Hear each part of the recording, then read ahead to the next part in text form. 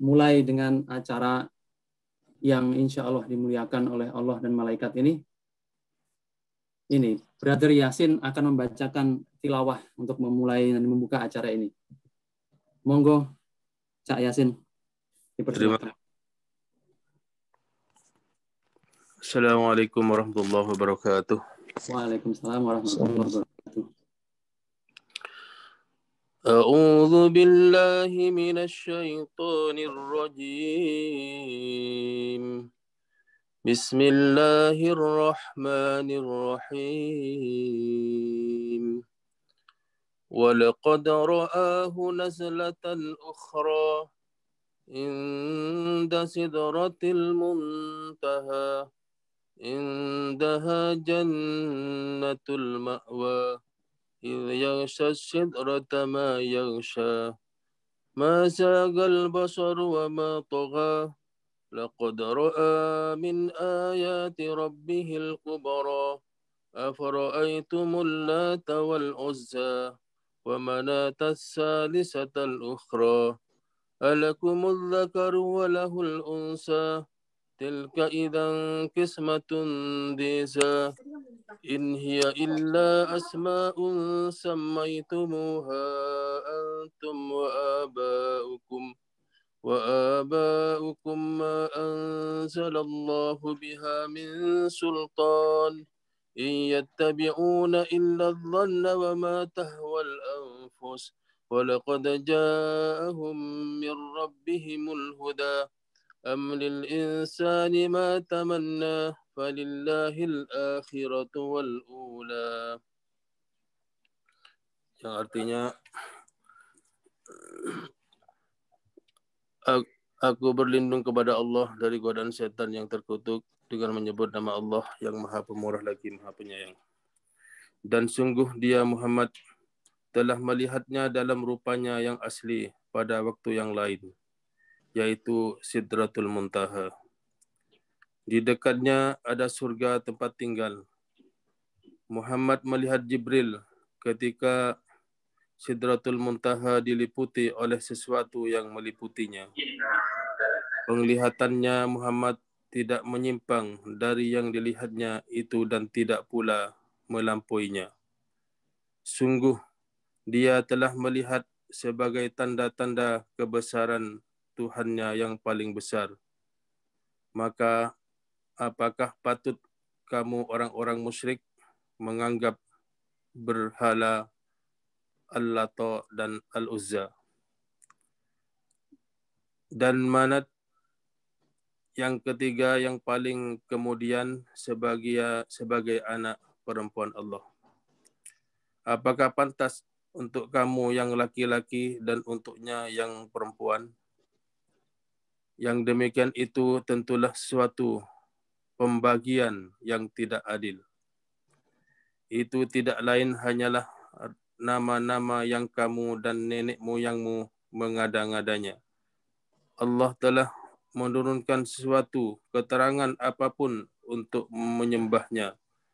Mereka hanya mengikuti dugaan dan apa yang diingini oleh keinginannya. Padahal sungguh telah datang petunjuk dari Tuhan mereka. Atau apakah manusia akan mendapat segala yang dicita-citakannya? Tidak, maka milik Allah lah kehidupan akhirat dan kehidupan dunia. Sadaqallahul azim, maha benar Allah dengan segala firman-Nya. Assalamualaikum warahmatullahi wabarakatuh. Terima kasih. Waalaikumsalam warahmatullahi wabarakatuh. Jazakumullah khairan kasiran untuk Brother Yasin. Oke, langsung saja kalau begitu selanjutnya kita masuk ke materi. Mungkin ini cuma 3 menit ya, mungkin Ustadz untuk permulaan pembukaan aja, pengenalan apa yang akan kita bahas nanti. Oke, silahkan Ustadz, monggo, tafadhol. Baik. Alhamdulillahi haqqa hamdih, alhamdulillahi hamdan katsiran thayyiban barakan fi, nahmaduhu wa nasta'inuhu wa nastaghfiruhu wa nastahdihi wa natubu ilaih, wa la na'budu illa iyyah wa natawakkalu alaih. Allahumma fasalli wa sallim wa barik ala sayyidina wa habibina wa syafi'ina wa maulana Muhammad wa ala alihi wa ala ashabihi wa dzurriyyatihi wa man sara ala nahjihi wa man sanna bi sunnatihi wa man ihtada bi hadihi ila yaumil liqa'i rabbi. Amma ba'd, hadratul afadhil yang kami hormati, segenap pimpinan dan seluruh pengurus Imam Center di Washington yang berbahagia, rekan-rekan semua, jamaah Imam Center maupun yang bergabung dengan acara kita pada kesempatan kali ini dimanapun berada, barakallahu fikum. Puji syukur kita haturkan kehadirat Allah Subhanahu wa taala atas limpahan karunia-Nya. Pada kesempatan kali ini, pagi di Indonesia tapi petang mungkin di sana, Allah menghimpun kita di dalam majelis ilmu. Meskipun hanya secara daring, secara online, semoga tidak mengurangi semua keutamaan bermajelis ilmu yang bisa kita raih dari sisi Allah Subhanahu wa taala. Semoga setiap langkah kita hari ini menjadi pemudah jalan kita semua menuju ke surga. Dan semoga duduk kita semua termasuk taman di antara taman-taman surga, tempat Allah mencurah-curahkan rahmat-Nya, menaungkan sayap-sayap malaikatnya, menurunkan sakinah ke dalam hati kita, dan menyebut-nyebut nama kita semua dengan bangga pada makhluk-makhluk mulia yang ada di sisinya. Hadirin hadirat yang dimuliakan oleh Allah Subhanahu wa taala, tahun ke-11 Bi'tsah adalah salah satu tahun terberat dalam senarai perjuangan Rasulullah Muhammad sallallahu alaihi wasallam.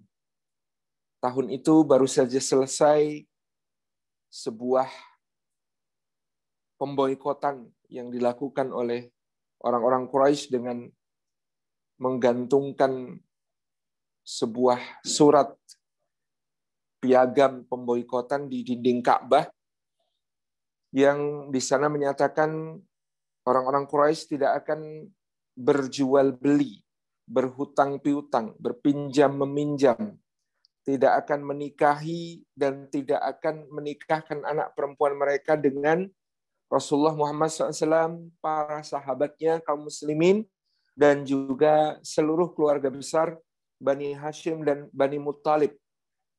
Sehingga pada saat itu beliau sallallahu alaihi wasallam, para sahabat dan juga keluarga Bani Hashim dan Bani Muttalib terpaksa keluar dari kota Makkah selama kurang lebih 3 tahun dan membangun kemah-kemah yang sederhana di Syi'ib Abi Thalib, di sebuah celah gunung yang selama 3 tahun itu setiap malam terdengar tangis lapar anak-anak. Di siang hari tampak bagaimana orang tua meratapi anak-anaknya yang sakit ataupun meninggal. Saat Ibnu Abi Waqqas bercerita bagaimana mereka harus merendam ujung tongkat, dipukul-pukul sampai lembut untuk kemudian dimakan. Mereka harus memanasi kulit-kulit binatang supaya bisa dikonsumsi. Dan keadaan yang sangat menyedihkan ini akhirnya selesai ketika beberapa tokoh yang memiliki kekerabatan dengan Bani Hashim dan Bani Muttalib kemudian bergerak sahut menyahut dari 5 arah untuk membatalkan piagam tersebut, dan Abu Jahal tidak bisa berbuat apa-apa. Tapi tidak lama kemudian Nabi Shallallahu Alaihi Wasallam kehilangan 2 sosok yang sangat beliau cintai dan hormati. Yang pertama, ibunda kita Khadijah radhiyallahu anha, wanita yang telah mendampingi beliau kira-kira selama 26 tahun dan juga mendampingi beliau 11 tahun dalam suka duka perjuangan dakwah. Pada saat Khadijah menikah dengan Nabi Shallallahu Alaihi Wasallam, dia wanita Quraisy yang memiliki segalanya, kekayaan yang berlimpah, kedudukan yang terhormat, kafilah dagang yang hilir mudik.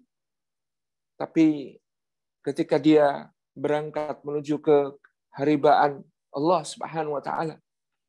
Nyaris tak ada apapun yang tersisa dari semua kekayaan itu. Telah dia baktikan untuk dakwah, telah dia serahkan untuk perjuangan suaminya. Telah dia berikan segala yang dimilikinya untuk Islam dan kebenaran. Dan Nabi SAW betul-betul kehilangan sandaran yang hakiki, sandaran hati, sandaran jiwa, dan sandaran perjuangan yang betul-betul penuh pengertian, penuh pengorbanan. Yang kedua tentu sosok Abu Thalib, paman yang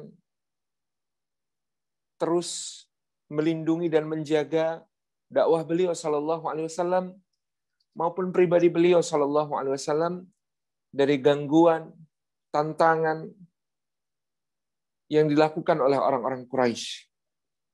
Adanya Abu Thalib telah membuat Nabi sallallahu alaihi wasallam terus-menerus terbela di dalam menyampaikan risalah dari Allah Subhanahu wa taala. Dan meninggalnya Abu Thalib adalah pukulan bagi Nabi Shallallahu alaihi wasallam, terlebih bahwa Abu Thalib meninggal dalam keadaan belum sempat bersyahadat, mempersaksikan bahwa tiada ilah sesembahan yang hak untuk diibadahi selain Allah Subhanahu wa taala, dan bahwasanya Muhammad Shallallahu alaihi wasallam adalah utusan Allah. Tentu sejak kedua sosok agung ini meninggalkan Nabi Shallallahu alaihi wasallam, beliau semakin menghadapi gangguan-gangguan yang langsung mengarah kepada beliau Shallallahu alaihi wasallam. Orang-orang Quraisy semakin tega mencaci maki beliau di depan umum, menuduh beliau sebagai pendusta, penyihir, dukun, dan orang gila, memperlakukan beliau dengan semakin kasar dan semakin keji. Ketika beliau sallallahu alaihi wasallam rukuk, ada yang sampai tega menjerat leher beliau dengan tali dan mencekiknya. Pada saat beliau sallallahu alaihi wasallam sujud, ada yang tega menginjak kepala beliau sallallahu alaihi wasallam. Dan pada saat beliau menghadap Rabb-Nya Jalla Jalaluhu seperti itu, ada yang menuangkan kotoran unta dan isi perutnya yang busuk dan menjijikkan ke kepala dan punggung beliau sallallahu alaihi wasallam. Demikian pula penyiksaan, penganiayaan, dan berbagai gangguan yang diterima oleh para sahabat radhiyallahu anhum ajma'in juga semakin berat. Sementara Nabi sallallahu alaihi wasallam yang paling kadang membuat beliau bersedih adalah ketika melihat sahabat disiksa, dianiaya, dipaksa kembali kepada kekufuran, dan dia tetap teguh. Sementara Nabi Shallallahu Alaihi Wasallam merasa tidak berdaya karena tidak mampu menolong mereka, karena mereka ada dalam hak perbudakan misalnya, atau hal-hal lain yang betul-betul menghalangi beliau dari menolong para sahabatnya radhiyallahu anhum ajma'in.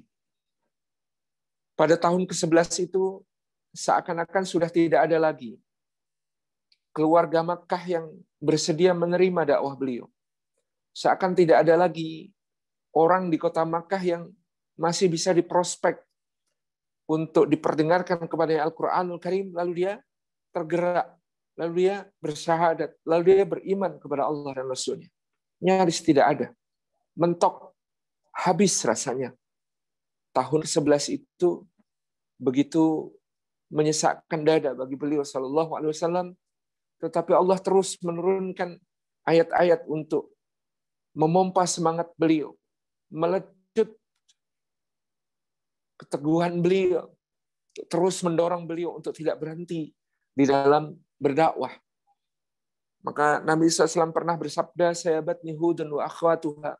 Surah Hud dan saudari-saudarinya membuat aku beruban.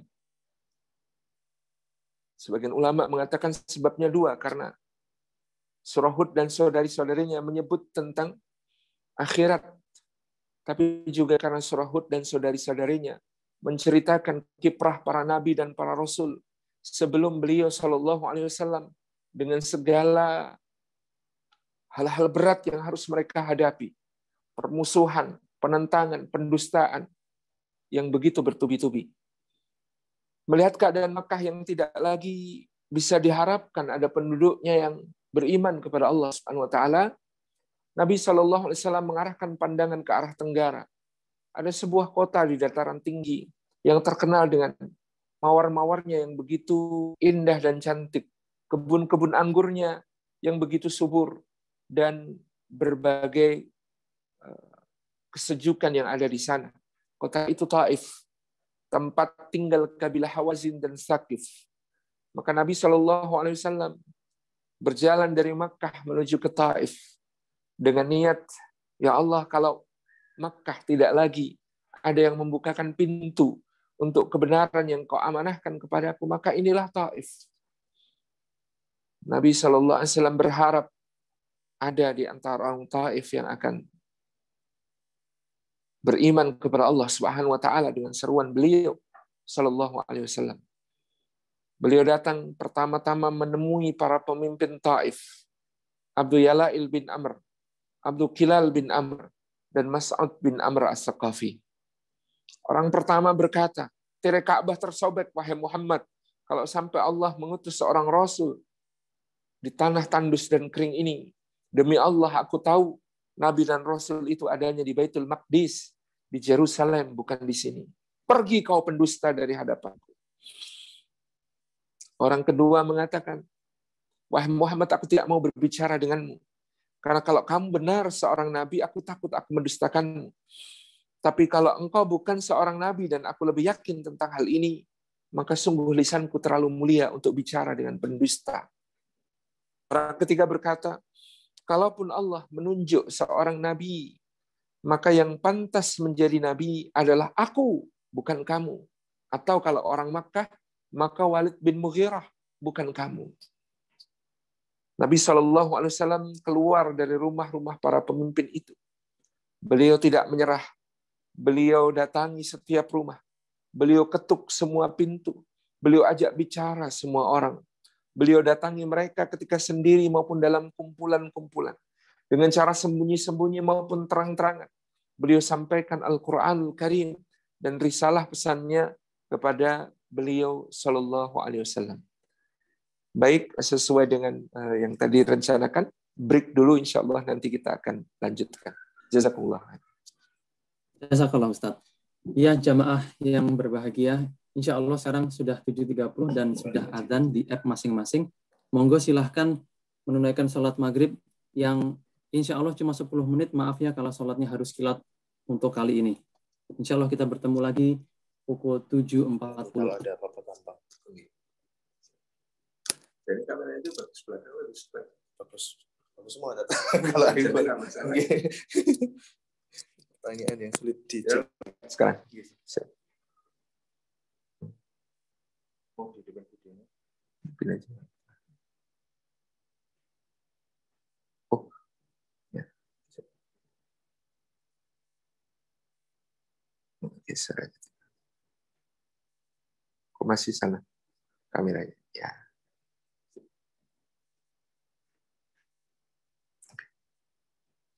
Kemarin belum masih. Nggak apa-apa. Ini Ya. jangan.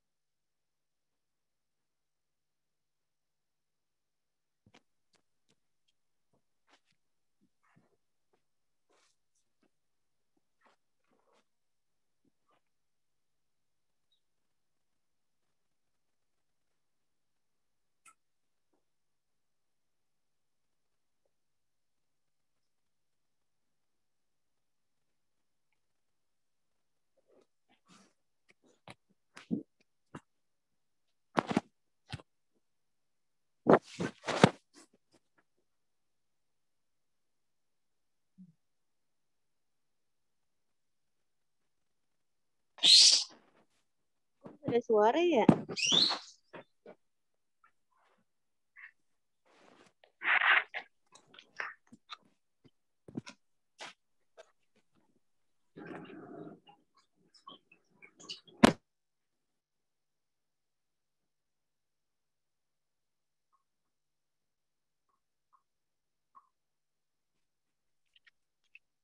Kok suaranya hilang ya? Lagi pada sholat, Bu.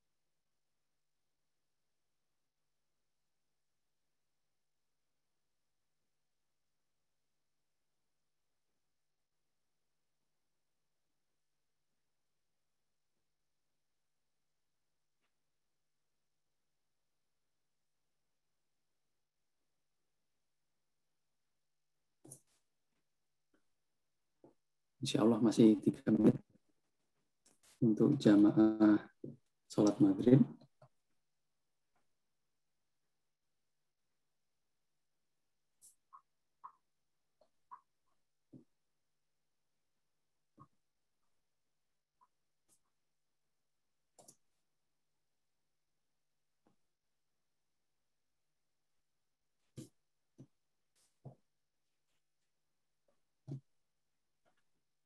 Ini hostnya siapa nih?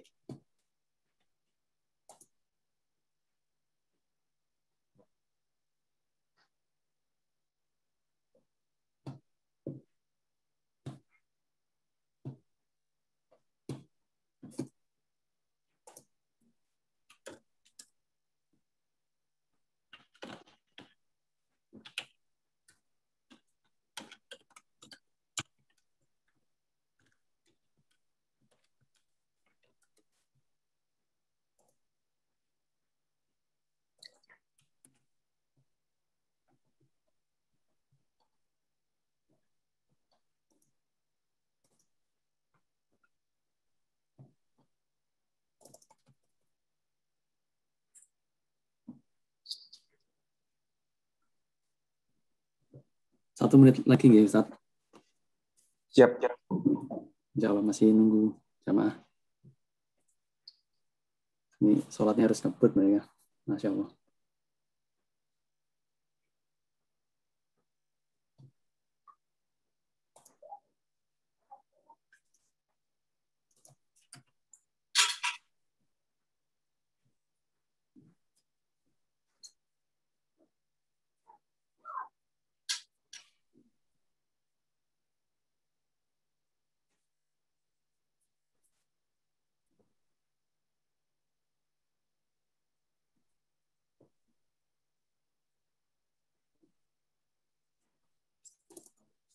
Oke.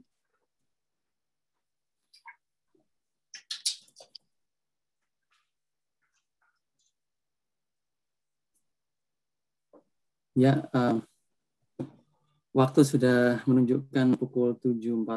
Insya Allah kita akan melanjutkan kajian pembahasan bersama Ustadz Salim Filah. Semoga jamaah sudah melaksanakan sholat maghrib semua.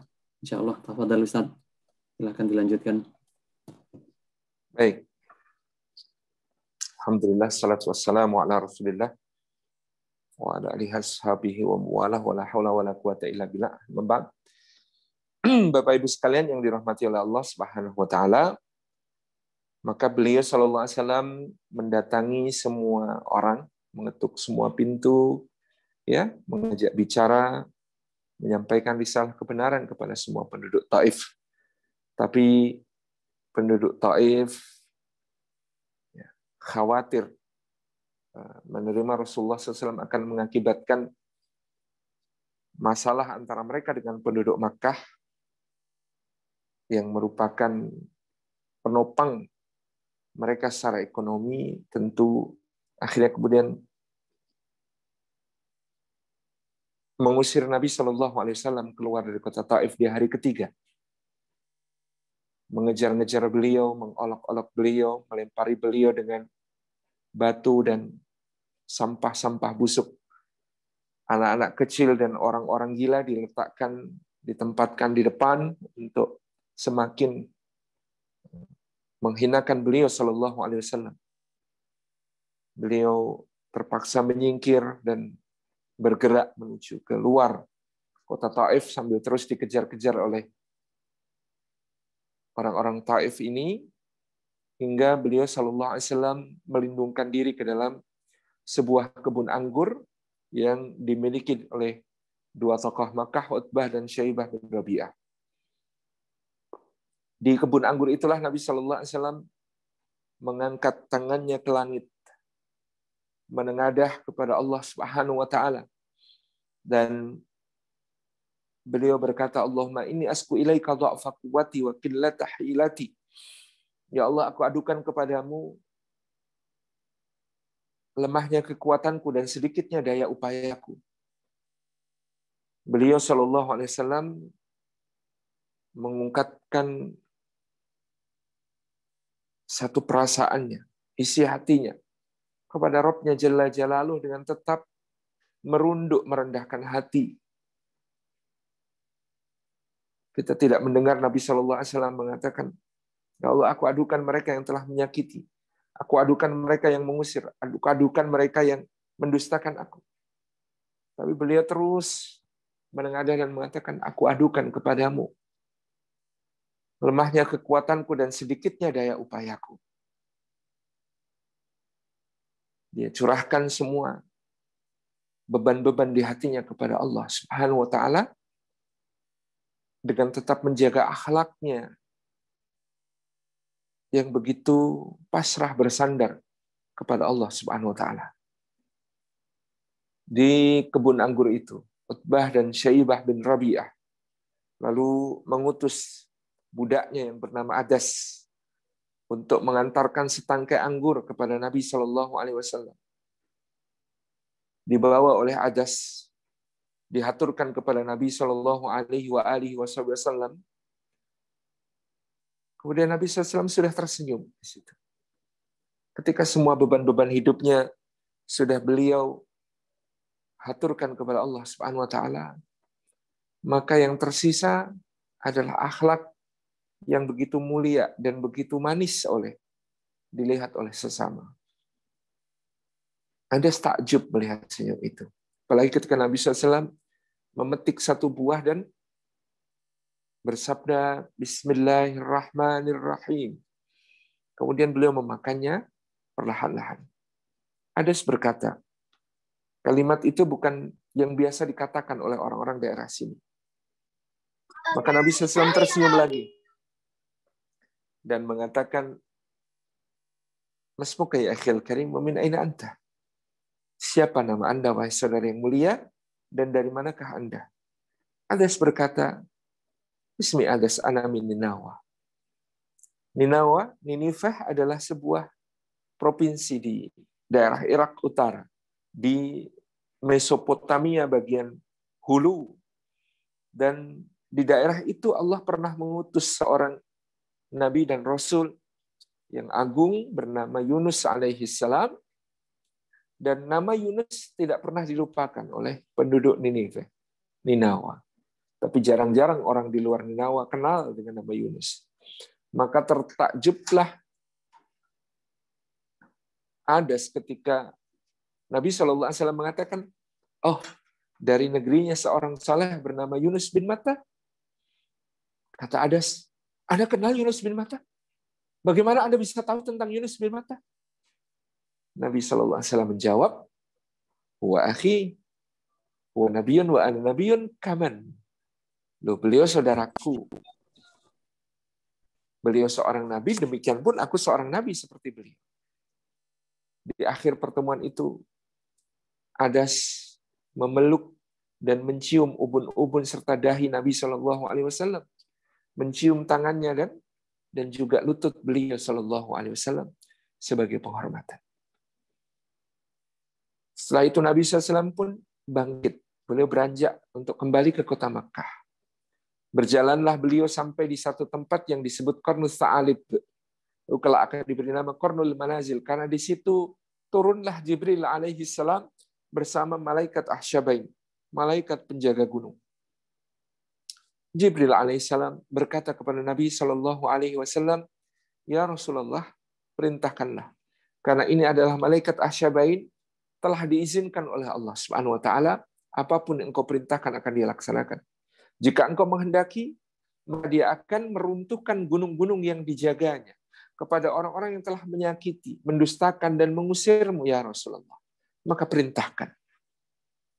Nabi SAW menyebut saat ini, waktu seperti itu, ketika kelak ditanya oleh ibunda kita Aisyah radhiyallahu anha, Ya Rasulullah, adakah hari bagimu yang lebih berat daripada hari Uhud? Beliau menyebutkan tentang peristiwa ini. Ketika Jibril mempersilahkan beliau, memerintahkan malaikat Ahsyabain, dan telah diizinkan oleh Allah Subhanahu wa taala untuk meruntuhkan gunung kepada orang-orang yang menyakiti dan mendustakan beliau.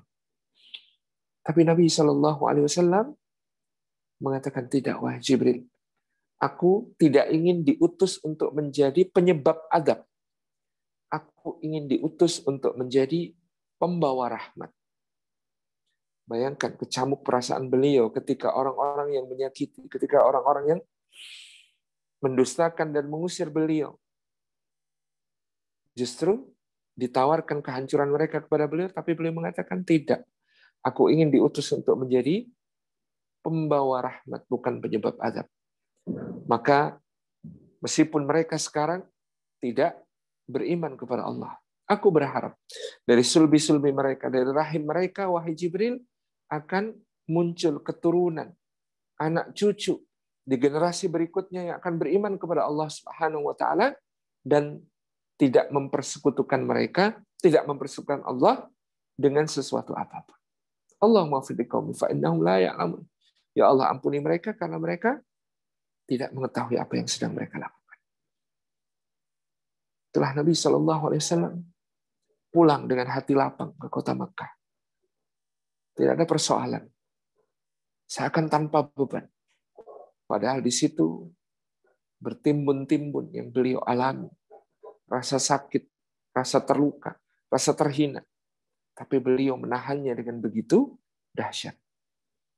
Maka tidak berapa lama kemudian, pada suatu malam Jibril alaihi salam mendatangi beliau sallallahu alaihi wasallam, membawa beliau keluar dan bersama Mikail alaihi salam mereka berdua, malaikat agung ini membaringkan Nabi sallallahu alaihi wasallam di sisi mata air Zam-Zam, membedah dada beliau, mengeluarkan jantungnya sebagaimana dahulu ketika kecil di usia belum 6 tahun di kampung Bani Sa'ad, Jibril dan Mikail juga membawa Nabi sallallahu alaihi wasallam ke sebuah mata air dan membelah dadanya, mengeluarkan jantungnya, kemudian membersihkan dari dalam jantung itu al-ghil wal hasad, membersihkan segala rasa ghil, rasa nyesek, rasa sakit, rasa terluka, rasa dendam, dan hasad, rasa dengki, rasa iri kepada nikmat yang Allah karuniakan kepada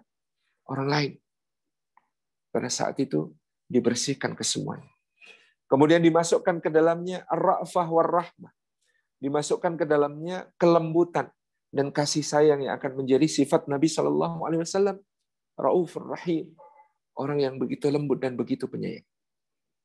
Maka pada saat itu menjelang Isra dan Mi'raj itu, Jibril mengeluarkan al-khauf wal hazan, rasa khawatir yang berlebihan tentang masa depan dan rasa sedih yang berlebihan tentang masa lalu, bersihkan dari jantung beliau sallallahu alaihi wa alihi wasallam. Dibasuh dengan air Zam-Zam yang suci dan penuh berkah. Kemudian tutup kembali dada itu. Lalu Jibril pun menyilakan beliau sallallahu alaihi wasallam naik ke satu wahana, satu kendaraan yang disebut burak. Kata burak berasal dari kata barak, artinya kilat. Maka kita bisa menginterpretasi ini adalah kendaraan dengan kecepatan cahaya. Sebagaimana disabdakan Nabi Shallallahu Alaihi Wasallam, binatang ini langkahnya sejauh pandangan matanya. Kalau pandangan matanya sampai ke satu titik, kakinya juga sudah sampai ke titik itu. Segera. Itu kan gambaran kecepatan barak, kecepatan kilat, kecepatan cahaya. Maka beliau pun sampai di Baitul Maqdis bersama Jibril alaihissalam. Di Baitul Maqdis itu telah berhimpun para nabi dan para rasul yang telah diutus oleh Allah sebelumnya. Kemudian Nabi SAW diminta untuk menjadi imam mereka semua. Salat, mengabdi, berbakti kepada Allah. Ada 124.000 nabi. Ada 315 rasul. Dan ada 25 yang disebut namanya dan dikisahkan oleh Allah di dalam Al-Quranul Karim. Tapi malam itu 124.000 nabi, 315 rasul berhimpun, bersaf-saf di belakang Nabi Shallallahu Alaihi Wasallam dan melaksanakan salat. Mungkin ada yang muskil mengatakan, loh kan Ustaz, salat itu baru diperintahkan dengan Isra dan Mi'raj. Isra dan Mi'raj itu perintah salat fardu 5 waktu. Adapun salat itu sudah sejak awal wahyu turun, maka Nabi SAW melaksanakan salat.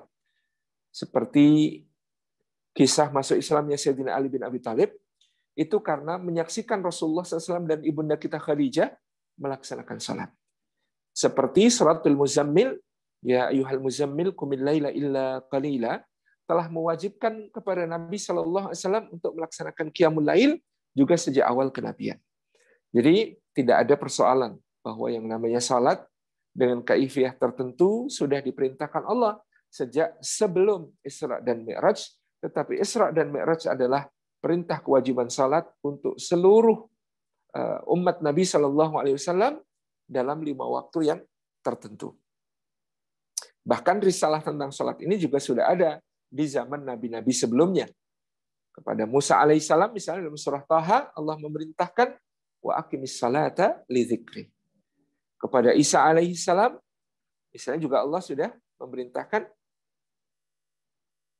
untuk, dan aku diperintahkan ya untuk melaksanakan salat, menunaikan zakat selama aku hidup, dan juga berbakti kepada ibundaku. Itu juga sudah diperintahkan untuk salat. Jadi tidak ada persoalan tentang salatnya para nabi dan para rasul alaihi wassalatu wassalam bersama imam mereka, Sayyidul Anbiya wal Mursalin Rasulullah sallallahu alaihi wasallam di Baitul Maqdis pada saat itu. Untuk menyimbolkan kesatuan risalah, bahwa ummahnya adalah ummah yang satu, agamanya adalah agama yang satu, tidak ada perbedaan di antara para nabi dan rasul, kesemuanya dalam risalah tauhid yang mereka serukan. Setelah itu Jibril alaihissalam membawa Nabi sallallahu alaihi wasallam untuk bermi'raj. Dan perhatikan di dalam kisah bahwa dalam mi'raj tidak lagi Nabi sallallahu alaihi wasallam menggunakan wahana burak. Jadi burak ini hanya kendaraan untuk minal masjidil haram ilal masjidil aqsa, bolak-balik. Ya, dari Masjidil Haram ke Masjidil Aqsa bolak-balik itu pakai burak. Tapi kalau sudah mi'raj menuju keharibaan Allah Subhanahu wa taala, hatta yang berkecepatan cahaya nggak cukup. Jadi kecepatan cahaya saja nggak cukup. Artinya ada kecepatan yang jauh lebih tinggi lagi yang harus ditempuh oleh Jibril alaihissalam dan Rasulullah Muhammad sallallahu alaihi wasallam untuk menghadap Allah Subhanahu wa taala. Bersama Jibril, Nabi SAW tiba di langit pertama, bertemu dengan Bapak seluruh manusia, Adam alaihissalam. Naik ke langit berikutnya, berjumpa dengan Yahya dan Isa alaihi wassalam, berjumpa dengan Yusuf alaihi salam, berjumpa dengan Idris alaihi salam, berjumpa dengan Nuh alaihi salam, berjumpa dengan Musa alaihi salam, berjumpa dengan Ibrahim alaihi salam, lalu terus naik ke atas sampai ke Sidratil Muntaha, dan disitulah Jibril berhenti dengan mengatakan kepada Rasulullah SAW, lanjutkanlah ya Rasulullah, karena saya hanya diizinkan sampai di sini. Maka Nabi SAW terus menghadap kepada Allah Subhanahu wa taala, dan ketika sampai di haribaan Allah, Nabi SAW mengucapkan penghormatan yang kita abadikan hingga hari ini dalam tahiyat kita. At-tahiyatul mubarakatus salawatut thayyibatu lillah. Kata Nabi SAW, segala penghormatan, segala doa-doa kebaikan, segala jaminan kebaikan, segala tambahan kebaikan, segala kebajikan-kebajikan, itu miliknya Allah Subhanahu wa taala. Maka Allah Jalla Jalaluhu menyambut Nabi sallallahu alaihi wasallam dengan salam keselamatan. Assalamu alayka ayyuhan nabiyyu wa rahmatullahi wa barakatuh. Salam sejahtera atasmu wahai Nabi, dan juga rahmat Allah dan juga keberkahannya. Maka Nabi sallallahu alaihi wasallam memohon kepada Allah agar salam keselamatan itu berlaku bukan hanya untuk beliau, tapi untuk semua orang saleh. Assalamu alayna wa ala ibadillahi salihin. Salam sejahtera atas kami dan kepada semua hamba-hamba Allah yang saleh. Disitulah Allah memerintahkan kepada Nabi-Nya sallallahu alaihi wasallam untuk mengajarkan kepada umatnya salat yang 5 waktu yang fardu. Pertama-tama tentu perintahnya 50. Ketika Nabi SAW turun dari hambaan Allah, bertemu dengan Musa alaihissalam, Musa bertanya, apa yang diperintahkan Allah kepadamu? Salat 50 waktu. Kata Musa, tidak. Wahai Muhammad, umatmu tidak akan sanggup, umatmu tidak akan mampu. Kembalilah kepada Allah, mintalah keringanan kepadanya. Maka Nabi SAW pun kembali kepada Allah, sesuai saran Musa, meminta keringanan. Dan begitu terjadi bolak-balik, sampai tinggal 5 saja. Itu pun ketika 5 disampaikan, Musa mengatakan, tidak. Umatmu tidak akan mampu, wahai Muhammad. Naiklah lagi, mintalah rukhsah lagi kepada Allah Subhanahu wa ta'ala. Maka Nabi SAW menjawab, wahai Musa, sungguh aku sudah malu kepada Allah. Tidak. Insya Allah umatku akan mampu melaksanakan yang 5 waktu. Maka kelak ketika kita insya Allah ya, bersama dengan seluruh umat berada di surga Allah Subhanahu wa ta'ala, maka kalau kita berjumpa Musa alaihissalam, mari kita mengucapkan jazakallahu an hadhil ummah khairan. Wahai Musa alaihissalam, semoga Allah membalasmu dengan kebaikan-kebaikan yang sebaik-baiknya, yang sebesar-besarnya, yang sebanyak-banyaknya dari umat ini, dari umatnya Nabi SAW. Karena dengan beliau memberikan usul untuk meminta keringanan, kita jadi salat 5 waktu, sehari semalam. Tapi karunia khusus bagi umatnya Muhammad SAW, meskipun salatnya 5 waktu, tapi Allah menilainya setara dengan salat 50 waktu dari umat-umat sebelumnya, termasuk umatnya Muhammad, umatnya Musa alaihissalam. Jadi hadirat-hadirat yang dimuliakan oleh Allah Subhanahu wa taala, umatnya Muhammad SAW ini amalnya dinilai 10 kali lipat dibandingkan umat-umat sebelumnya. Salatnya 5 waktu dinilai 50 waktu. Puasanya Ramadan 29 atau 30 hari ditambah Syawal 6 hari, total 35 sampai 36 hari, tetapi dinilai oleh Allah puasa setahun penuh gitu ya, 350 sampai 360 hari. Masya Allah tabaraka rahman, inilah yang kita dapatkan sebagai anugerah khususan umatnya Rasulullah Muhammad SAW.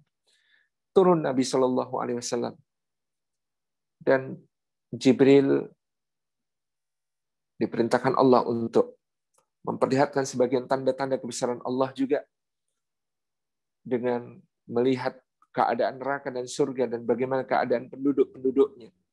Amal-amal apa yang mereka lakukan di dunia dan apa balasannya di akhirat.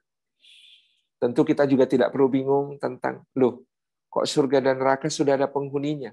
Bukannya semua umat manusia masih di alam barzah? Kita selalu berpikir linear tentang waktu karena kita berada di dalam dimensi waktu. Sementara Allah berfirman, Anat dahar, akulah sang waktu, akulah sang masa. Jadi Allah kekuasaannya tidak dibatasi oleh ruang dan tidak dibatasi oleh waktu. Jadi kalau Allah mau memperlihatkan, ya mudah saja bagi Allah Subhanahu wa ta'ala, karena Allah tidak pernah terkungkung oleh waktu. Kemudian Nabi SAW pun turun ke dunia, kembali kepada keluarga beliau di kota Makkah. Dan pertama beliau ceritakan peristiwa itu kepada Ummu Hani binti Abi Thalib yang mengatakan, ya Rasulullah, jangan ceritakan itu kepada orang-orang. Maka orang-orang akan tambah mendustakanmu, orang-orang akan tambah mengolok-olokmu. Kata Nabi SAW, tidak ada yang boleh ditutupi dari semua yang disampaikan Allah kepadaku, wahai Ummu Hani. Maka berita itu pun tersebar sehingga orang-orang menemui Abu Bakar As-Siddiq. Wahai Abu Bakar, dulu kami mengatakan Muhammad itu gila, tapi kami belum punya bukti. Hari ini kami akan meyakinkan engkau bahwa Muhammad telah benar-benar gila karena kami punya buktinya. Apa buktinya, kata Abu Bakar? Muhammad mengatakan semalam dia berada di Baitul Maqdis, di Yerusalem. Dan pagi ini dia sudah bersama kita di sini. Apakah itu bukan tanda gila? Kamu tahu ya Abu Bakar? Berapa lama perjalanan antara Makkah sampai Baitul Maqdis? Abu Bakar mengatakan paling cepat 1,5 bulan. Kalau berombongan maka bisa 1 bulan. Maka betul bukan kalau kita pulang pergi Baitul Maqdis itu paling tidak 1 bulan atau 2 bulan bahkan. Kata Abu Bakar As-Siddiq, apakah kalian benar-benar mendengar langsung dari Rasulullah SAW beliau mengatakan begitu? Kata orang-orang, betul. Ini kata-kata Muhammad, memang begini. Berarti dia gila kan? Abu Bakar berkata, Kalau yang berkata adalah Rasulullah Muhammad SAW, maka saya percaya. Lalu orang-orang pun memukuli Abu Bakar As-Siddiq sampai beliau terluka dan pingsan dan digotong ke rumahnya oleh orang-orang. Ketika beliau disiumankan, ditangisi oleh ibundanya, orang bertanya, "Kaifa halak ya Abu Bakar?" Bagaimana keadaanmu wahai Abu Bakar? Abu Bakar menjawab, "Bagaimana keadaan Rasulullah sallallahu alaihi wasallam?" Rasulullah baik, tapi kamu bagaimana? Tidak, saya belum akan tenang kalau belum melihat keadaan Rasulullah SAW. Antar saya kepada Rasulullah SAW. Maka dia pun dipapah, digendong menuju kepada Nabi Shallallahu Alaihi Wasallam, dan Nabi SAW pun menyambutnya, menitikkan air mata. "Kaifa haluka ya Abu Bakar?" Tanya beliau, "Bagaimana keadaan wahai Abu Bakar?" Maka Abu Bakar menjawab, "Ya Rasulullah, kalau engkau baik-baik saja, maka semua pun baik-baik saja." Hadirin dan hadirat yang dimuliakan oleh Allah Subhanahu wa taala, sekira pelajaran penting yang kita ambil dari Isra dan Mi'raj. Nabi Shallallahu alaihi wasallam kaitannya dengan kepemimpinan dakwah dan kepemimpinan umum beliau Shallallahu alaihi wasallam yang luar biasa adalah, pertama, kita mengambil pelajaran setiap perjuangan, setiap cita-cita mulia dan kerja-kerja besar untuk mewujudkannya pasti akan diuji oleh Allah. Dan bahkan ujian itu akan sampai pada tingkat yang paling menyesakkan dada, yang paling berat, yang paling menyusahkan, yang paling menyedihkan, yang paling menghantam-hantamkan palu godam ke dalam dada seorang manusia. Dan itulah yang dialami Nabi Shallallahu Alaihi Wasallam di antaranya di tahun ke-11 Bi'sah, di tahun ke-11 kenabian itu. Maka bagi setiap orang yang berjiwa pejuang, yang berjiwa pemimpin, harus mengetahui hakikat ini. Tidak ada kepemimpinan dan tidak ada perjuangan yang mulus-mulus saja. Pasti, hatta orang yang paling dicintai oleh Allah Subhanahu wa taala mengalami perkara-perkara yang sangat memberatkan, menyesakkan dada, yang sangat penuh duka cita. Amul huzn disebut sebagai tahun duka cita. Yang kedua, di dalam waktu-waktu yang demikian, seorang pemimpin sejati tidak menyerah. Seorang pemimpin sejati tidak putus asa. Dan seorang pemimpin sejati tidak berpangku tangan ataupun diam. Tetapi dia terus bergerak. Terus mencoba berbagai hal yang bisa dilakukan. Sebagaimana Nabi SAW tidak berhenti di kota Mekah. Tapi beliau bergerak ke arah Taif. Mencoba membuka wilayah dakwah baru. Mencoba menemui orang-orang baru yang belum pernah beliau temui untuk beliau sampaikan risalah. Mencoba merambah luasan-luasan baru di dalam perjuangannya. Itulah yang harus dilakukan. Meskipun tentu bukan jaminannya merambah wilayah baru, membuka ladang dakwah baru itu akan berhasil. Tidak. Sebagaimana juga Nabi Shallallahu Alaihi Wasallam merasakan betapa pahitnya kunjungan ke Taif, berakhir dengan pengusiran yang sangat menyakitkan. Tetapi beliau harus terus bergerak. Beliau harus terus mencoba. Pemimpin sejati di dalam kondisi-kondisi yang penuh dengan jalan buntu, penuh dengan tantangan, penuh dengan hambatan, penuh dengan mentoknya semua peluang. Harus terus membaca bahwa dan mencoba ke arah-arah baru yang kemudian memungkinkan untuk terus melanjutkan perjuangan. Pelajaran ketiga, Nabi SAW menunjukkan kepada kita kualitas seorang pemimpin untuk tidak mudah merasa tersakiti oleh keadaan di lapangan, untuk tidak mudah merasa terdolimi, baperan, gampang sakit hati, dan gampang mendendam atas apa yang dialami di dalam perjuangan. Ketika mengadu kepada Allah Subhanahu wa taala, Nabi SAW menunjukkan kapasitasnya yang luar biasa dengan penuh tawadhu kepada Rabbnya Jalla Jalaluh. Allahumma inni asku ilaika dha'fa quwwati wa qillata hilati. Ya Allah, aku adukan kepadamu lemahnya kekuatanku, sedikitnya daya upayaku.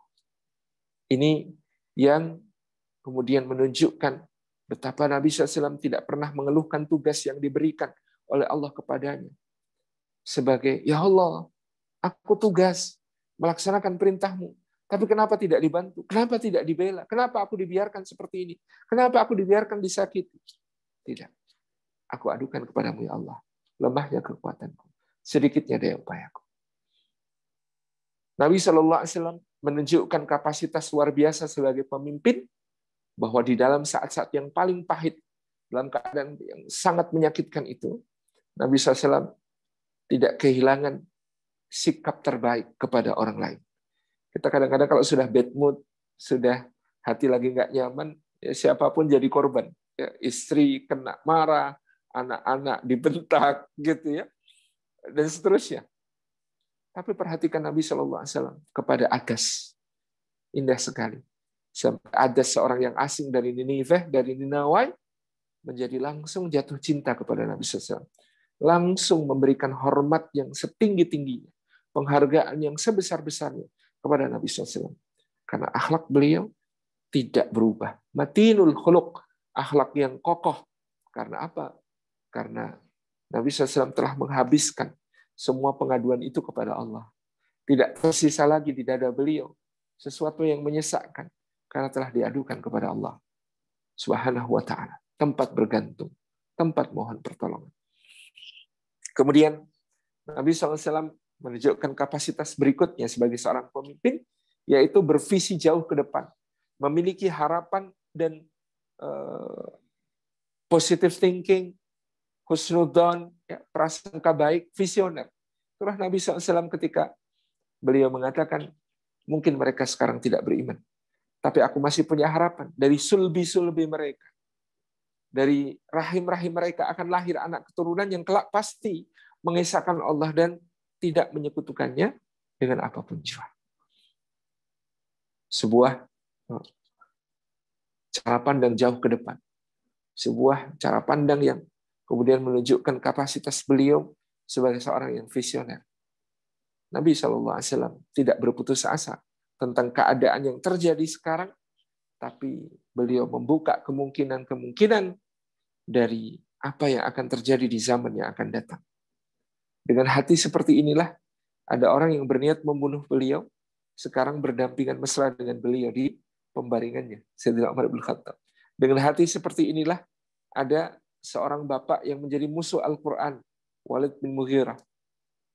Tapi anaknya menjadi pedang Allah yang terhunus, Khalid bin Al-Walid, Saifullah Al-Maslun.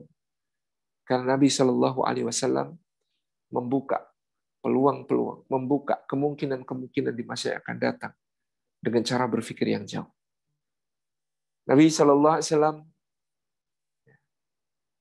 memberi pelajaran kepemimpinan yang luar biasa kepada kita dengan tidak bermudah-mudah menghancurkan sesuatu yang dianggap menghalangi atau bahkan dianggap menyakiti atau dianggap kemudian melukai beliau secara personal.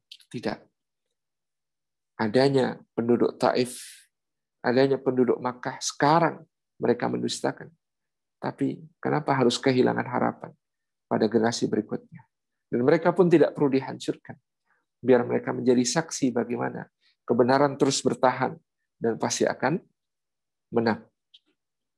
Pelajaran berikutnya, untuk sampai kepada Allah atas seorang pemimpin, maka dia harus membersihkan hatinya, membersihkan jiwanya. Ada tazkiyatun nafas yang tidak henti-hentinya supaya kita sampai kepada Allah Subhanahu wa taala. Karena yang sampai kepada Allah itu yang atallaha biqalbin salim, datang kepada Allah dengan hati yang bersih. Maka yang namanya dengki, yang namanya dendam, yang namanya sakit hati, yang namanya baperan, yang namanya terlalu sedih yang berlebihan tentang apa yang sudah terjadi, yang namanya terlalu khawatir berlebihan tentang apa yang akan terjadi, semuanya harus dibersihkan dari dada Rasulullah SAW sebelum beliau berangkat menghadap Allah Subhanahu wa taala. Hajat terbesar Allah kepada hambanya adalah bersihnya hati mereka. Yang dipandang Allah dari seorang hamba adalah hatinya. Kalau kita rajin bersihin muka, merawat, karena ini yang dilihat oleh orang, dilihat oleh manusia, maka jangan lupa untuk senantiasa membersihkan hati, untuk membeningkan hati, karena itu yang senantiasa akan dilihat dan ditatap oleh Allah Subhanahu wa taala dari diri pribadi kita. Pelajaran berikutnya dari Nabi Shallallahu Alaihi Wasallam adalah bagaimana beliau memimpin para nabi dan para rasul dalam ketaatan, memimpin di dalam ibadah, memberikan keteladanan yang luar biasa, tapi tetap tawadhu, tetap rendah hati.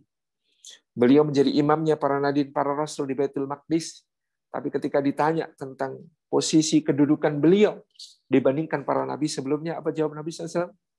Perumpamaan antara aku dan nabi-nabi yang diutus oleh Allah sebelumku adalah seperti orang yang membuat bangunan rumah. Ketika bangunan rumah itu hampir jadi, hanya tersisa satu labinah, satu celah untuk meletakkan batu bata terakhir di rumah tersebut, maka orang pun melewatinya dan berkata, alangkah baiknya sekiranya batu bata terakhir itu dipasang di labinah, dipasang di lubang yang masih tersisa itu. Akulah batu bata terakhir itu. Insya Allah. Beliau Sayyidul Anbiya wal Mursalin, imamnya para rasul pada malam itu. Tapi ketika ditanya tentang kedudukan beliau di antara para nabi dan rasul, beliau mengatakan, akulah batu bata terakhir itu. Sekedar batu bata terakhir di rumah yang telah nyaris sempurna didirikan. Kemudian kita mengambil pelajaran dari Nabi Shallallahu Alaihi Wasallam, bagaimana beliau menghadap kepada Allah Subhanahu Wa Taala.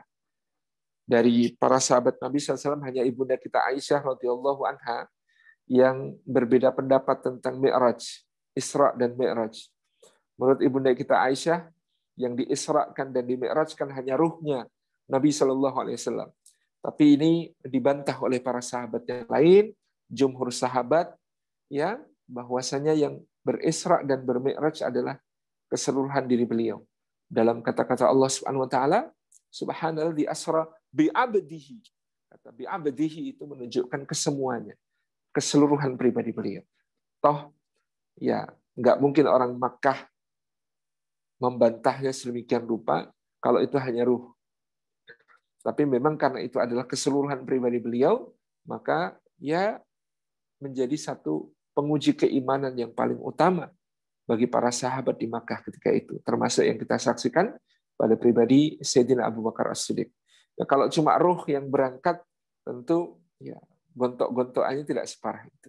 Tapi ini karena keseluruhan pribadi Nabi Shallallahu Alaihi Wasallam. Di antara ulama yang mengambil pendapat ibunda kita Aisyah hanya Ibnu Taimiyah ya, dan beberapa murid beliau. Tapi jumhur ulama sepakat kata bi'abdihi merujuk kepada seluruh beliau. Jadi beliau diisrakan dan dimi'rajkan bukan hanya dengan ruh, tetapi juga jasad beliau sallallahu alaihi wasallam.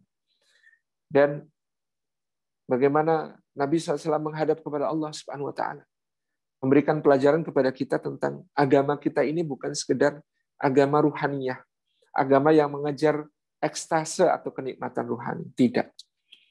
Kalau agama ini adalah tentang mengejar ekstase, mengejar kenikmatan ruhani, tentu Rasulullah SAW kalau sudah sampai di hadapan Allah nggak usah pulang. Dah ya Allah, saya di sini aja. Udah sampai kenikmatan ruhani tertinggi berhadapan di hadapanmu, berada di sisimu. Udah, nggak usah pulang. Tapi ini digambarkan oleh Sir Muhammad Iqbal, pujangga agung pendiri negara Pakistan modern yang kemudian di dalam salah satu puisinya yang berjudul Zirah Abadi menggambarkan perasaan Nabi SAW pada saat itu.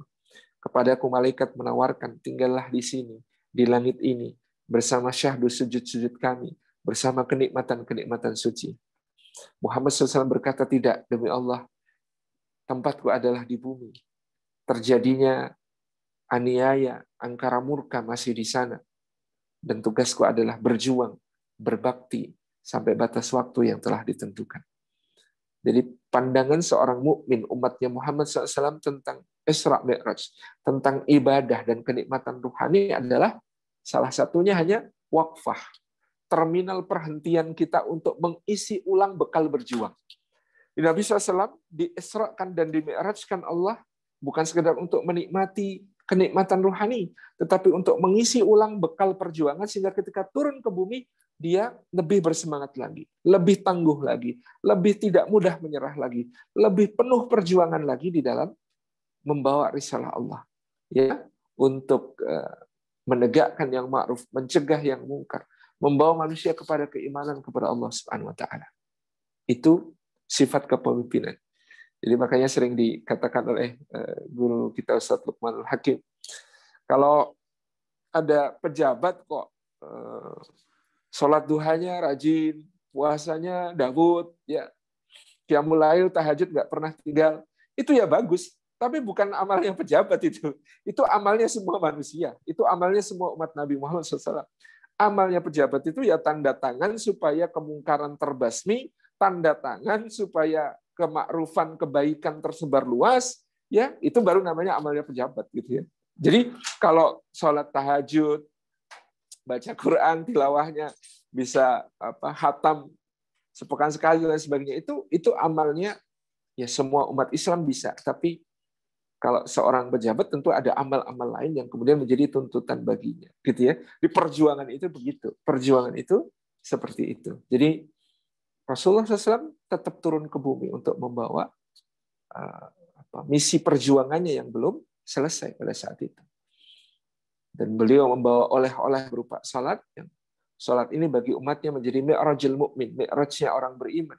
Untuk juga menjadi wakfah, terminal-terminal perhentian, stasiun ngecharge, isi ulang baterai untuk terus berjuang. Paling tidak menjaga manusia dari keji dan mungkar, menjaga dari bahaya. Karena kalau sholat subuh khusyuk, maka dari sholat subuh sampai zuhur terjaga dari keji dan mungkar. Inna sholat tanha 'anil fahsya'i wal munkar. Kalau zuhur khusyuk sampai asar nanti tercegah dari keji dan mungkar. Begitu seterusnya.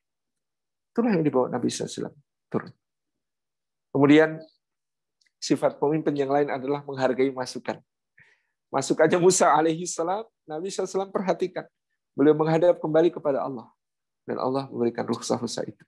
Tapi tentu, sifat pemimpin berikutnya, tahu diri.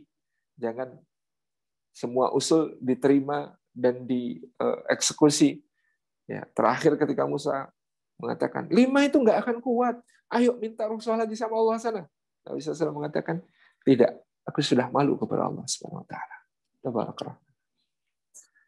Kemudian Nabi SAW turun ke bumi, menyampaikan apa yang harus disampaikan. Dan itu sifat pemimpin yang berikutnya. Kalau memang harus menyampaikan kebenaran, ya, apapun resikonya, harus disampaikan. Demikian saya kira yang dapat kita bicarakan sedikit tentang Isra dan Mi'raj Nabi SAW. Mudah-mudahan bermanfaat. Jazakumullahu khairan. Wassalamualaikum warahmatullahi wabarakatuh. Waalaikumsalam warahmatullahi wabarakatuh. Jazakallah khairan katsiran.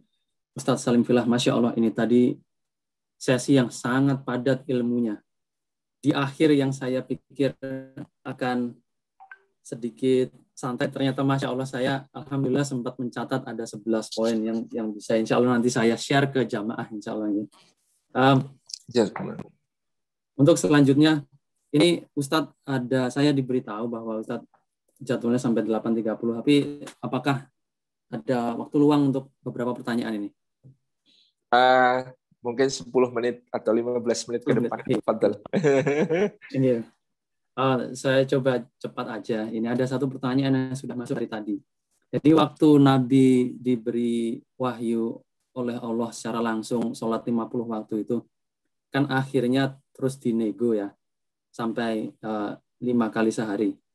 Itu kan ya sudah pasti iman kita menyatakan bahwa Allah sudah tahu kapasitas manusia, bahwa cuma 5 kali yang kita mampu dan akhirnya pun 5 kali yang disyariatkan. Itu hikmahnya apa Allah awalnya itu memberikan 50 kali? Baik, yang pertama adalah Allah Subhanahu wa taala Maha tahu.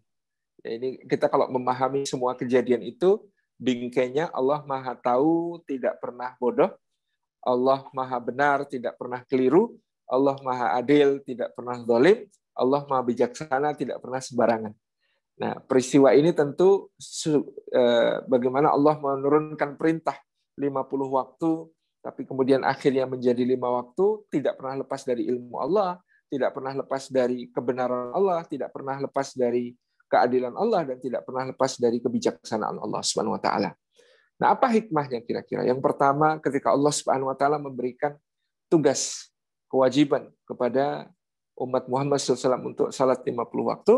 Di antaranya disebutkan oleh Syekh Abdul Karim Zaidan, hikmahnya adalah ini adalah gambaran ya kewajiban-kewajiban berat yang juga diemban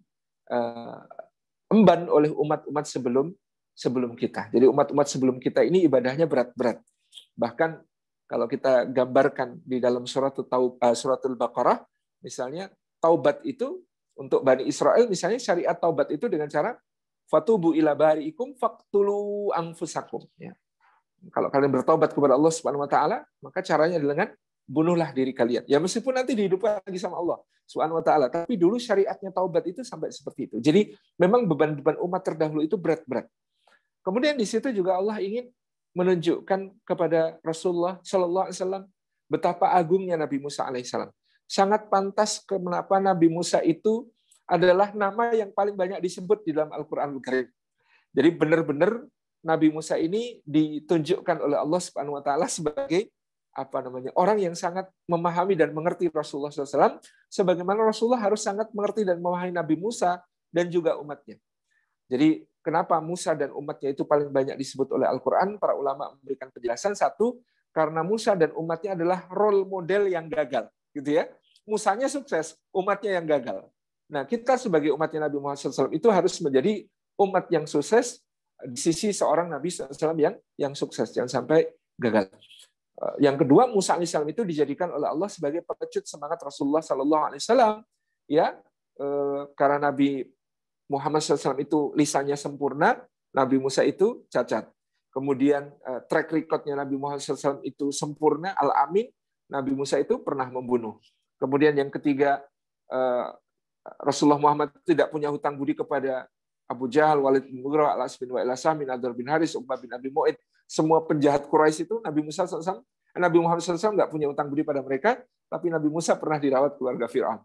Yang keempat, Nabi Muhammad SAW punya Abu Bakar, Umar, Utsman, Ali, sahabat-sahabat yang memberikan segalanya untuk beliau dari harta sampai jiwanya, semuanya. Sementara Nabi Musa alaihissalam hanya punya Nabi Harun, itu pun Nabi Harun tidak mampu berbuat apa-apa ketika Bani Israel menyembah patung sapi. Jadi seakan-akan Nabi Musa alaihissalam ini menjadi pembanding dan pelecut semangat yang luar biasa bagi Nabi SAW. Maka tadi ya saya menyampaikan kenapa kita harus ketemu Nabi Musa alaihissalam, mengucapkan jazakallahu an hadhil ummah khairan. Terima kasih dari umatnya Nabi Muhammad SAW untuk beliau. Dan Nabi Musa itu satu-satunya Nabi yang secara eksplisit menyatakan kepengen jadi umatnya Nabi Muhammad SAW. Gitu ya. Dari antara nabi-nabi yang lain. Kemudian bahwa yang mendapatkan kemuliaan untuk mendapatkan kedudukan menjadi umatnya Nabi Muhammad SAW itu adalah Nabi Isa alaihissalam. Ini dikatakan oleh para ulama karena beliaulah yang paling gencar membawakan kabar gembira tentang kedatangan Rasulullah yang sudah dekat. Ya, itu anugerah untuk Nabi Isa alaihissalam kelak di akhir zaman menjadi umatnya Nabi Muhammad SAW. Tapi Musa ini mendapatkan kedudukan khusus yang sedemikian. Kemudian tadi bahwa Allah Subhanahu wa taala memberikan anugerah kepada umat Muhammad SAW, jadi amalnya dilipat gandakan 10 kali lipat ya. 10 kali lipat lebih daripada umat-umat sebelumnya. Ya, itu ya dalam riwayat disebutkan ada keterangan Musa kaget juga. Ya, enak benar ya jadi umatnya Muhammad gitu ya. Enak benar jadi umatnya Muhammad. Semua amalnya dilipat gandakan 10 kali setara dengan umat-umat sebelumnya. Jadi ya semua ini adalah bagian dari apa yang ingin Allah Subhanahu wa taala anugerahkan kepada umatnya Nabi Muhammad SAW, keutamaan-keutamaan mereka, bahkan ketika sudah minta rukhsah diturunkan 10 kali lipat, keutamaannya tetap dilipatkan 10 kali lipat, sehingga bernilai sama dengan perintah aslinya. Demikian. Jazakallah. Masya Allah. Jadi memang sangat banyak sekali hikmahnya yang bisa kita pelajari dari sedikit saja kejadian yang kita lihat secara kasat mata. Saya ingin menyapa dulu ada Ustadz kita tercinta, Ustadz Fahmi Zubir. Assalamualaikum Ustadz. Dan juga Pak DCM, Pak Iwan Freddy. Semoga selalu diberikan kesehatan, kelancaran rezeki, dan dilindungi Allah Subhanahu wa taala. Amin ya rabbal alamin. Ini topiknya sangat menarik sekali. Kalau misalkan bisa sambil ngopi di angkringan enak sekali nih. Waalaikumsalam warahmatullahi wabarakatuh. Masya Allah. Barakallahu fikum. Ya, ini kalau Ustaz. ya Ustaz. Barakallah. Sehat-sehat, Ustaz. Alhamdulillah. Sehat-sehat, Ustaz. Ya. Ustaz, ternyata kita sudah semakin tua ya. Saya lihat antum terakhir tidak seperti ini. Masya Allah, Masya Allah. Menandakan kita hidup, Ustaz. Alhamdulillah. Alhamdulillah. Alhamdulillah. Allah Akbar. Masya Allah. Ya nih, karena Ustadz Salim jadwalnya sangat padat ya. Ini di seluruh antero Nusantara insya Allah. Jadi mungkin harus ke tempat lain lagi untuk berdakwah. Ini kalau tidak ada pertanyaan lanjutan, insya Allah Ustadz Salim bisa ini wrap up untuk penutupnya dan berdoa agar kita semua diberikan nikmat yang kesehatan yang pertama, dan yang kedua dari yang kita pelajari malam hari ini bisa menjadi pemimpin-pemimpin yang baik dan bermanfaat di masyarakat, kalaupun yang paling kecil pemimpin dari keluarga kita masing-masing. Qadarullah Allah ini. Boleh. Ya. Boleh tanya Mas Ian? Satu aja. Oh iya. Oh, silakan. Ini Bang Toha. Oke, Silakan, Assalamualaikum Ustaz. Iya, Waalaikumsalam Ustaz. Waalaikumsalam warahmatullahi. Singkat saja Ustaz, pertanyaan saya. Ustaz, ketika Nabi itu diisrokan dan dimi'rajkan, itu kan tadi Ustaz menegaskan secara dohir dan lahir, ya kan? Batin dan fisik.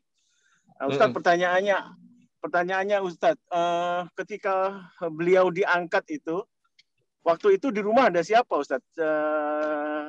Kalau nggak salah dalam cerita kan beliau juga cerita ke Khadijah. Apakah istri beliau tidak melihat waktu itu Nabi dalam tanda kutip hilang, raib karena diangkat oleh Allah? Itu Ustaz yang menjadi penasaran. Karena kan banyak perdebatan kan bahwa Nabi itu roh saja dan sebagainya. Mohon penjelasannya Ustaz. Jazakallah. Assalamualaikum. Baik. Waalaikumsalam warahmatullahi. Pada saat Isra dan Mi'raj terjadi, ibunda kita Khadijah radhiyallahu anha sudah wafat. Jadi yang mendapatkan cerita pertama dari Rasulullah SAW tentang peristiwa itu adalah sepupu beliau, Ummu Hani binti Abi Thalib, yang kemudian pada saat itu berjumpa pada Nabi SAW, ya, mengurus beberapa keperluan Nabi SAW karena Khadijah sudah meninggal. Nah, maka tadi yang saya sebutkan, ya, mengatakan kepada Nabi SAW, wahai Rasulullah, janganlah engkau ceritakan hal ini kepada penduduk Makkah, maka mereka akan semakin mendustakan dan semakin mengolok-olokmu. Ini adalah kata-kata Ummu Hani binti Abi Thalib. Profil Ummu Hani, ya, Ummu Hani ini salah satu wanita yang pernah dicintai Nabi SAW ketika muda, kemudian masing-masing menikah. Ketika nanti Fathu Makkah terjadi, Rasulullah kembali melamar Ummu Hani yang sudah menjanda untuk menjadi istri beliau SAW, tapi Ummu Hani menolak. Ini satu-satunya wanita yang menolak lamaran Nabi SAW, tapi tetap dimuliakan oleh Rasulullah SAW karena ya memang kedudukan beliau yang sangat mulia dan keimanan beliau yang sangat luar biasa. Jadi Ummu Hani mengatakan, ya Rasulullah, aku punya banyak anak. Kalau aku berkhidmah kepada suami, aku takut melentarkan anak-anakku. Kalau aku mengurus anak-anakku, aku takut tidak memenuhi hak-hak suamiku. Jadi profil wanita yang luar biasa ini Ummu Hani binti Abi Thalib. Jadi intinya adalah kalau jumhur sahabat ya, ini kesemuanya menyepakati tentang Rasulullah SAW Isra wal Mi'raj itu dengan keseluruhan lahir maupun batin beliau. Hanya ibunda kita Aisyah radhiyallahu anha yang menyendiri dalam pendapat tentang Isra dan Mi'raj itu hanya dengan ruh, dan nanti akan dikutip oleh Ibnu Taimiyah gitu ya. Tapi ini pendapat yang dianggap syadz oleh para ulama, dianggap ganjil, dan dibantah dengan fakta kenyataan bahwa orang-orang Quraisy tidak akan sesengit itu menentang ya peristiwa Isra dan Mi'raj kalau itu hanya ruhnya. Dan tentu ujian keimanan yang paling dahsyat bagi para sahabat ketika membenarkan peristiwa Isra dan Mi'raj itu, kalau peristiwa Isra dan Mi'raj itu adalah lahir dan batin. Kalau cuma ruh, ya itu bukan penguji keimanan. Ya, namanya Rasulullah SAW ketemu Allah, ya itu sesuatu yang sangat-sangat masuk akal bagi iman para sahabat. Tapi ketika kemudian perjalanan ke minal masjidil harami ilal masjidil aqsa alladzi barakna haulah, itu tentu menjadi sesuatu yang menjadi tantangan iman. Sampai hari ini tentu kita masih akan ketemu orang yang nggak masuk akal, belum bisa gitu ya. Tapi kalau saya sering menyatakan, ya mau ngukur-ngukur gimana? Ada sampai yang ngukur berapakah jarak langit dan bumi sehingga Rasulullah ketika bermi'raj begini, ya nggak bisa. Orang yang bisa diukur itu jarak dari Masjidil Haram ke Masjidil Aqsanya. Itu saja pakai kendaraan yang disebut burak, yang barak, yang kecepatannya kecepatan kilat, kecepatan cahaya. Naik ke hadapan Allah itu sudah nggak pakai buruk. Itu artinya kendaraan berkecepatan cahaya saja nggak cukup untuk perjalanan itu. Jadi ini memang betul-betul penguji keimanan pada saat itu. Allah alam bisa. Jazakallah Ustaz. Pertanyaan sangat ilmiah sekali. Mas Toha ini juga sangat-sangat ilmiah ya orangnya. Insya Allah. Iya. Ya ada aja, Ustaz. Ustaz Ian mantap, janggutnya itu loh. Mas Toha ini juga, apa namanya, alumni UGM. Masya Allah, Masya Allah. Siap, Pak. Alhamdulillah. Ada lagi pertanyaan? Terakhir kalau ada mungkin. Terakhir diberikan kesempatan terakhir yang Masya Allah, nggak semua orang bisa. Mas Ian, boleh nanya Mas Ian? Boleh. Silakan. Yesus. Assalamualaikum Ustaz. Waalaikumsalam warahmatullahi wabarakatuh. Pak Presiden siap. Ya alhamdulillah sehat. Singkat saja pertanyaan Ustaz. Tadi ada dua pendapat antara jumhur sahabat dan Siti Aisyah ya. Lalu pertanyaannya, apakah pada saat Rasulullah SAW menghadap Allah itu secara fisiknya melihat, matanya melihat Allah rupanya, atau masih dalam bentuk tabir atau bagaimana Ustaz? Jazakallah khair. Waalaikum.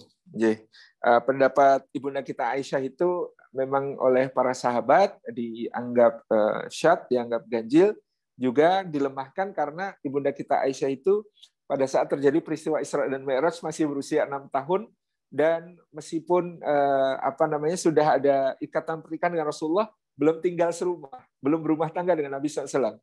Baru akan berumah tangga nanti di Madinah 3 atau 3,5 tahun kemudian. Ini baru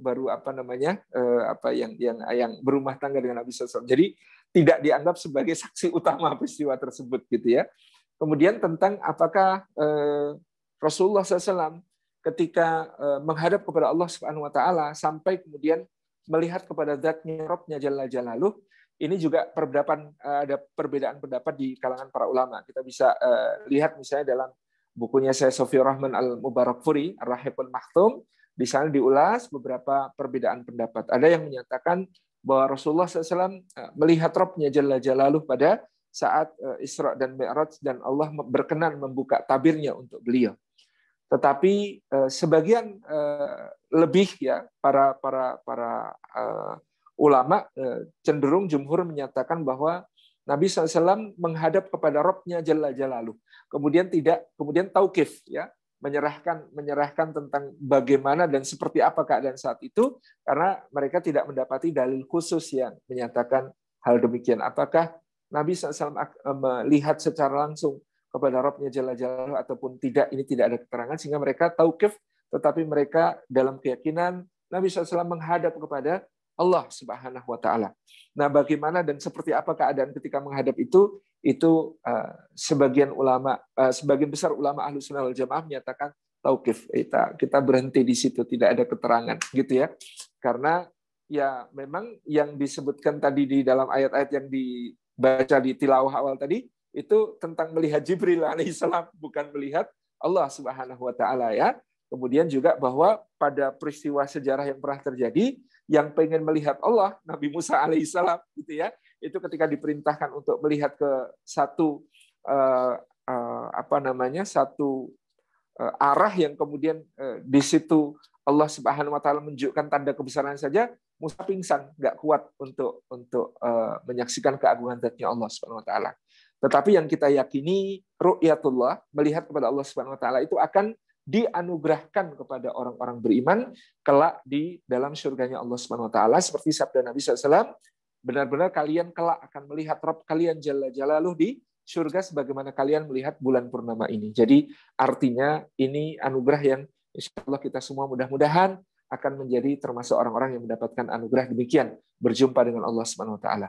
Kalau ngelihat Nabi Yusuf saja bisa bikin ngiris-ngiris jari nggak terasa, maka kita bisa bayangkan betapa nikmatnya kalau melihat pencipta yang maha indah Allah Subhanahu wa taala. Demikian Allah bisa. Jazakallah Ustaz, jazakallah. Ya seperti saya sampaikan tadi, pertanyaan sangat-sangat ilmiah sekali dari jamaah. Ada kira-kira 145 jamaah yang semoga diberikan naungan oleh sayap-sayap malaikat, insya Allah malam ini. Ya, insya Allah nanti ada catatannya di saya yang bisa saya share ke jamaah untuk khususnya tentang kepemimpinan yang bisa kita tiru, teladani untuk kita semua insya Allah. Ini kalau demikian, Ustadz juga sudah harus bergegas. Ini mungkin bisa dirangkum dan berdoa untuk penutupnya, Ustadz. Tidak ada yang bisa dirangkum ya kira-kira. Insya Allah kita semua perlu senantiasa banyak belajar, banyak mengkaji, karena ada satu kata kunci penting yang selalu saya sampaikan. Al-Quranul Karim itu petunjuk bagi kita, penjelasan atas petunjuk dan furqan yang akan memberikan kita kekuatan untuk membedakannya hak dan yang batil, yang benar, yang salah, yang terpuji, yang tercela, yang halal, yang haram. Tetapi di mana kita menemukan bagaimana Al-Quran itu mewujud di dalam kehidupan, di mana kita menemukan bagaimana Al-Quran itu terjemahkan ke dalam perilaku, kata-kata, pergaulan, perilaku sehari-hari, kita menemukannya di dalam sirah Nabi SAW dan sirah para sahabat yang mereka hidup bersama dengan turunnya Al-Quran Karim. Disitulah kita menemukan bagaimana Al-Quran hidup, bagaimana Al-Quran terjemahkan ke dalam akhlak, sebagaimana ibunda kita Aisyah menyatakan, kana khuluqul Quran, akhlaknya Nabi SAW adalah Al-Quran Karim. Demikian. Oke, kalau begitu untuk sekalian Ustadz untuk mendoakan. Doanya Imam Fahmi loh, saya mengaminkan aja. Oke, kalau Ustadz Salim, Ustadz Fahmi. Betul Ustaz, udah mau isya di sini nih, mungkin nggak pintar. Baik. Betul. A'udzubillahi minasyaitonirrajim. Bismillahirrahmanirrahim. Alhamdulillahirabbil alamin, hamdan syakirin, hamdan na'imin, hamdan yuafi ni'amahu wa yukafi'u mazidah. Ya Rabbana lakal hamdu kama yanbaghi li jalali wajhika wa 'azimi sultanik. Allahumma fashalli wa sallim wa barik ala sayyidina Muhammad wa ala alihi wa ashabihi ajma'in. Warda anna ma'ahum birahmatika ya arhamar rahimin. Allahumma filil mu'minina wal mu'minat wal muslimina wal muslimat al ahya'i minhum wal amwat innaka sami'un qaribun mujibud da'wat ya qadi al hajat. Rabbana ighfir lana wa li ikhwanina alladhina sabaquna bil iman wa la taj'al fi qulubina ghillan lil ladzina amanu rabbana innaka ra'ufur rahim. Rabbana ighfir lana wa li walidina warhamhum kama rabbawna shighara. Allahumma a'inna ala dzikrika wa syukrika wa husni ibadatik. Allahumma aslih lana dinana alladhi huwa ismatu amrina wa aslih lana dunyana allati fiha ma'ashuna wa aslih lana akhiratana allati ilaiha ma'aduna. Allahumma inna nas'aluka ridhaka wal jannah wa na'udzubika min sakhatika wan nar. Allahumma inna nas'aluka al-huda wat tuqa wal afafa wal ghina. Allahumma rahmataka narju fala takilna ila anfusina tarfata ain wa aslih lana sya'nana kullah la ilaha illa anta. Allahumma rabbana hab lana min azwajina wa dhurriyyatina qurrata a'yun waj'alna lil muttaqina imama. Rabbana atina fid dunya hasanah wa fil akhirati hasanah wa qina adzabannar wa adkhilnal jannata mal abrari aziz ya ghaffar ya rabbal alamin. Subhana rabbina rabbil izzati amma yasifun wa salamun alal mursalin walhamdulillahi rabbil alamin. Alhamdulillahirabbil alamin. Sudah selesai insyaallah majelis yang mulia ini. Sebentar lagi juga waktu sholat Isya akan masuk di daerah Silver Spring area dan sekitarnya. Kalau begitu, marilah kita tutup dahulu majelis ini dengan bacaan doa penutup majelis. Subhanakallah wa bihamdika asyhadu an la ilaha illa anta astaghfiruka wa atubu ilaik. Dari saya terima kasih atas semua yang telah berpartisipasi dan mendukung suksesnya acara ini, terlebih pada Ustaz Salim Kilah,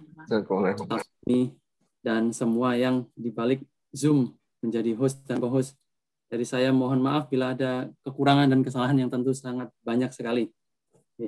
Terima kasih. Assalamualaikum warahmatullahi wabarakatuh. Waalaikumsalam.